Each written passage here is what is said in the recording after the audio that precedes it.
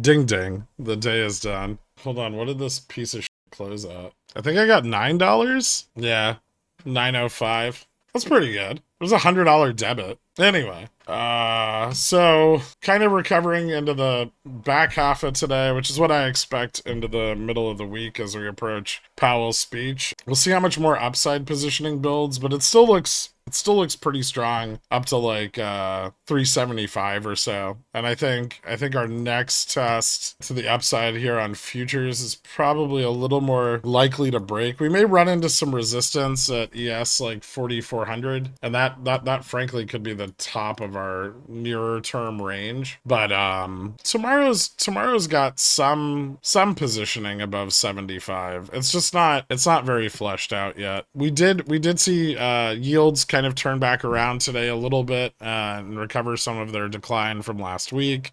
Correlation on the 1 month is turning around a little bit, not so much the 3. Yields and the carry trade moved up quite a bit today, actually. USD JPY back at 150.01.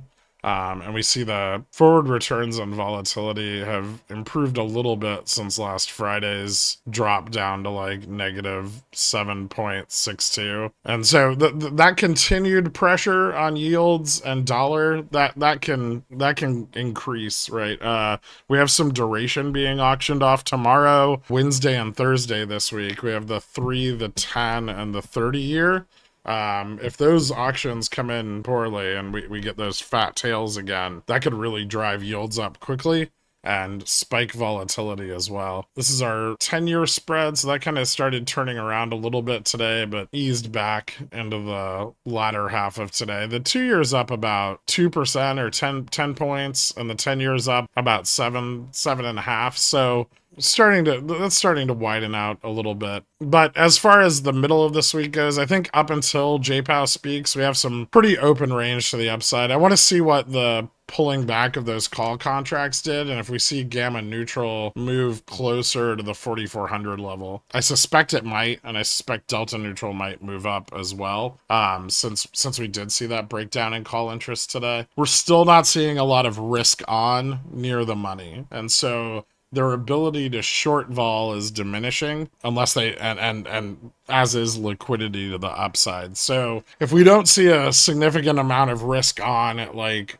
4200, 4250, 4300, 4350, those levels, I'm still not convinced that this is going to last more than like the end of this week, maybe early next week, right? But we'll see. If they do get it above gamma neutral, then the question really becomes, are they going to use that to just continue de-risking? Because that would be the ideal position for them to be in to do that. The market maker will come in and provide the support for the weakness they create in the market, and that's really advantageous for them.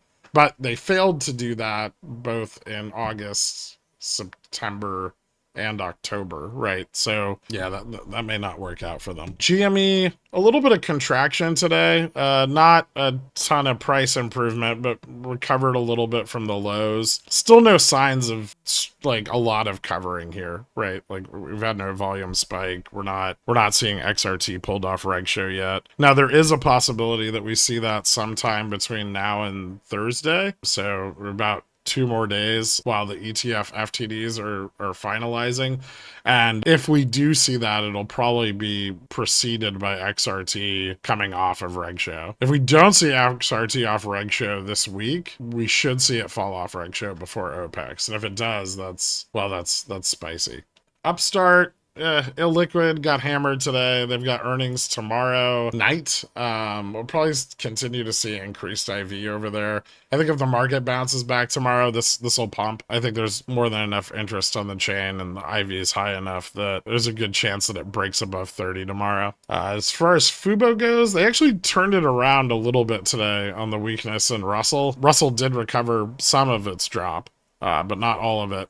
I suspect, though, that after bouncing on today's low, Russell will continue up into the middle of this week. Fubo might be a beneficiary of that. So could Top as well. It's also pretty illiquid right now, but not as illiquid as it could be. Series borrow rate tripled today. That's kind of compelling. That's an awful lot of very obvious shorting. I don't know if that's going to be realized with OPEX or through the ETF FTD period, but there's definitely a lot of backed up synthetic liquidity that needs to be cleared out. And so that gives it to the potential to run. I don't know how high it'll run. It's still very liquid. The run can, like, any runs on it can burn out pretty quickly, but it may be enough for a bigger move, maybe $5 or $6. GME calls are cheap as fuck. Yeah, they are. Closing comments on Cat. I mean, Cat kind of did what I expected it would do after failing the morning test at risk, right? So we opened below risk this morning.